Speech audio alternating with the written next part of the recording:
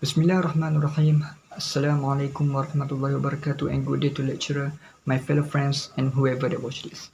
My name is Mohamad Rashidi bin Mohamad Zubir from Bachelor of Sharia, Academy of Islam in University Malaya. My Matric number is U2104222/1. Today, I would like to give a talk about differences between Islamic economic systems and conventional economic systems. Before that, I thought that all of you will wonder, what is Islamic and conventional economic? Didn't it form the same two which related to economic itself?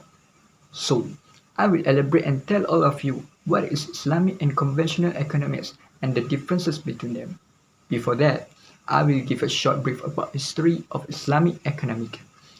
In the preceding years, there are many Islamic economists who involved in studying economics such as Ibn Taymiyyah, Ibn Khaldun, and many more. They actually had contributed a lot to the Ummah. One of the most important contributions of Islamic economics is the adoption of multidisciplinary dynamic approach. Muslim scholars did not focus their attention primarily on economic variables. They considered overall human well-being to be the end product of interaction over a long period of time between a number of economic, moral, social, political, and historical, in such a way that none of them is able to make an optimum contribution without support of others. So, we go through to the Islamic economics. What is Islamic economic? As Islam is a perfect way of life, Islam is providing guideline and rule for every life, including in economic. Economic in Islam or Islamic economic system is based on the rule called Sharia. And the fundamental of the Sharia is Al-Quran and Sunnah of the Prophet ﷺ have provided us as guideline of economic and show how economic system should be organized. Islam has set some standard based on justice and practically for economic system to be established, and this standard is to prevent the enmity which always happen among different socio-economic sections. In other economic systems, it might consider money as the most powerful in the society. They may run after money and forget everything. They forget about the real purpose of life as the creation, which is worshipping God. In the other hand, Islamic economic system is more concerned on justice.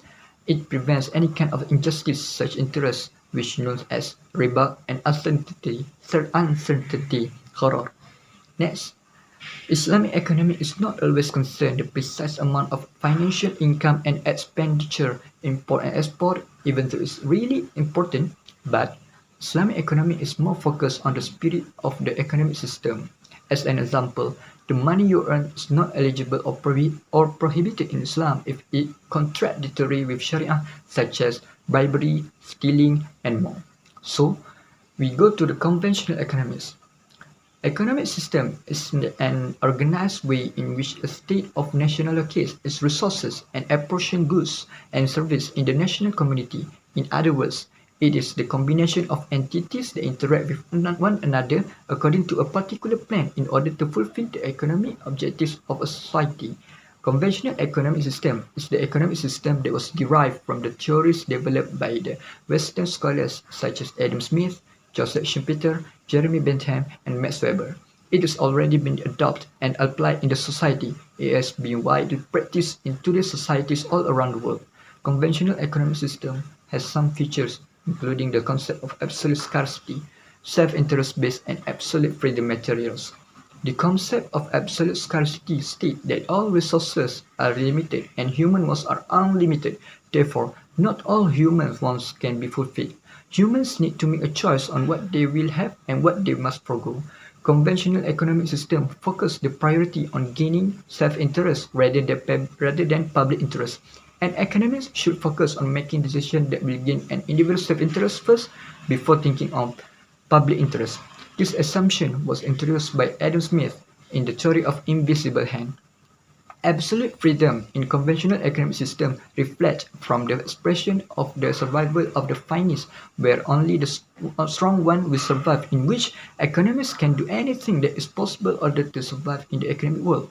In other words, absolute freedom does not involve any laws or morality, since people can do anything to achieve their individual goals, including giving bribe to expand their influences. In economic world, as we know, conventional economic system has been practiced in the society since long time ago until today. Even the economic system that are taught in schools and universities are mainly come from conventional economic system. And we can see in the later discussion that conventional economic system clearly contrasts to the Islamic economic system. So, we go through to the differences between Islamic economy and conventional economics. The economic issues in our religion, which is Islam, is not something alien to us because it already been discussed and mentioned in Al-Quran. Allah has highlighted many issues which cover many aspects of economics in many chapters of Al-Quran. For example, in the chapter 59, Surah Al-Hajj, verse 7, أعوذ بالله من الشيطان الرجيم ما أفاء الله على رسوله من أهل القرى فلله وللرسول ولذي القربى واليتامى والمساكين وابن السبيل كي لا يكون دولة بين الأغنياء منكم وما آتاكم الرسول فخذوه وما نهاكم عنه فانتهوا واتقوا الله إن الله شديد العقاب. And what Allah restored to His messenger from the people of the towns, it is for Allah and for the messenger and for his near relatives and orphans and the stranded traveler, so that it will not be a perpetual distribution among you. And whatever the messenger has given you, take, and what he has forbidden you, refrain from. And fear Allah indeed, Allah is severe in penalty. This verse is discussed about the distribution of resources which must be distributed fairly among human beings in this world, no matter from which part of social status the people come from, whether from rich people or poor people, they are still eligible to get their share of the distribution of resources. However, societies nowadays are only aware and concerned about economic theory that comes from Western countries instead of Islamic economic theory. In addition, there are many differences in the concept, aspect, and condition which can be seen between Islamic economics and Western economics, since the basis of these two type economic theories are different as well. The difference between Islamic economic system and conventional economic system by comparing these both types of economic system in respect of their concepts. The conventional economic system is more capitalism and socialism economic system. So we go to the first point, which is right to ownership. The existence of right of private ownership of property is the point of capitalism. The system believes in the private ownership of the means of production, distribution, and exchange which are managed and controlled by individuals or groups for private profit. People cannot own the right to own a property without their profits earned or wealth in hand. This necessarily disturbs the balance of distribution of wealth and income in society, where the rich become richer with ever-increasing growth but the poor become poorer.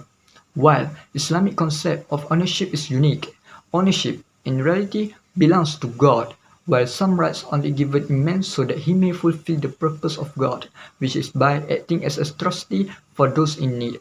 Legal ownership by the individual is recognized in Islam by giving people need to subject to the moral obligation that in all wealth all sections of society have the rights to share. Thus, any private or individual ownership in Islam not unlimited or unrestricted. It means that all the production is not under private ownership, but is under public ownership of certain things of common utility. Everyone has the right to use it as it is public ownership. For instance, Allah has mentioned about it in Al-Quran chapter 6 An-An'am verse 11 and 12. أعوذ بالله من الشيطان الرجيم قل سيروا في الأرض ثم انظروا كيف كان عاقبة المكذبين. Travel through the land, then observe how was the end of deniers. أعوذ بالله من الشيطان الرجيم قل لمن ما في السماوات والأرض قل لله كتب على نفسه الرحمة ليجمعنكم إلى يوم القيامة لا ريب فيه الذين خسروا أنفسهم فهم لا يؤمنون. صدق الله العظيم. Say, to whom belongs whatever is in the heavens and earth. Say, to Allah, He has decreed upon Himself mercy. He will surely assemble you for the day of resurrection, about which there is no doubt. Those who will lose themselves that day do not believe. So we go to the second, which is monopoly. Competition, which is another feature of capitalism, leads to the destruction of minor enterprises and firms. This problem encouraged merger of smaller business into major organizations, and thus monopolies are established in the economy. Monopolies will kill free competition, which causes inflation, its prices, and ultimately result into increasing unemployment rate in the economy. Moreover, trade cycles, unplanned production, over-competition, increasing accumulation of capital upset the balance between production and consumption, which sometimes lead to economic depression that will make the economy in country become worse. While in Islam, Sharia law forbids unhealthy competition and bans all the way which lead to Islam also prohibits establishment of monopolies. The Prophet Muhammad SAW reported to have said that whoever monopolies is a sinner. And now we go to the third one, which is institutions of interest. The institution of banking and interest is the important aspect, capitalistic form of economy. For business or industry to have a big project, the need of huge fund is a must. This leads to establishment banks who borrow capital from depositors and investors on lower rate of interest and lend it to business enterprise on higher rate of interest. Thus, the institution of interest has become part and piece of capitalism. But in Islam, interest is the most exploited institution for humanity and has eliminated its root and branch in its every form of and manifestations. It is called riba in Sharia law. Islam builds its economy on an interest-free basis and promotes profit or loss, sharing and partnership as incentive for saving and investment. The interest matters, or known as riba, has been prohibited in Al-Quran, which mentioned in many chapters, namely in Surah Al-Imran, chapter 3, verse 130. أعوذ بالله من الشيطان الرجيم يا أيها الذين آمنوا لا تأكلوا الربا أضعافا مضاعفة واتقوا الله لعلكم تفلحون. O you who believe, do not consume usury, double and multiply, but fear Allah that you may be successful. Therefore, we can see there are many differences between Islamic economics and conventional economics, which can be found many aspects and concepts. Nevertheless, of course, Islamic economics theory better than conventional economics theory, since Islamic economics is cover all aspects, including work and hereafter, though conventional economics only cover about world matter, which would be destroyed in one day because this world is not permanent. However, there are still a few aspects of conventional economics can be made as reference as long as they are not contradict with law of Sharia. So, for the conclusion that I have talked about, which is as a whole, Islamic law, or known as Sharia, is created based on human nature. If we do not follow, it means that we are against the fitrah. The Sharia is benefit us a lot. The Islamic economic system, actually the best system to be followed, but needs the cooperation from everybody in the place or country. It will not work if only the minister impose the concept Islamic law. It must be from the collaboration of the government and citizens. As we can see in the conventional economics, there are a lot of inequalities, injustice, and many of the concepts that are against the Islamic law. For example, in riba, in the Quran, Allah subhanahu wa ta'ala already mentioned clearly that riba is prohibited. This is because it can lead to many bad things. First, it is injustice because the rich become richer and poor become poorer. The rich people who lend the money will get back the money plus interest from the borrower, while the borrower has to work harder than before in order to pay the interest. It proves that riba give a bad effect to society. There are many other bad effects of riba that are provided in some of the Islamic economic articles. Islam actually encouraged the borrower to pay back the money with some gift for the appreciation to the lender. Islamic economics always relate the concept with the maqasid sharia. We do the transaction or any economic activities as an act of ibadah. We want to seek the pleasure of Allah subhanahu wa ta'ala. We work our activities get blessing from Allah. Therefore, by following the Islamic guideline, we actually want a blessed life. That's all from me. I hope that all of you can get benefit and understand what I talk about. Thank you and stay safe.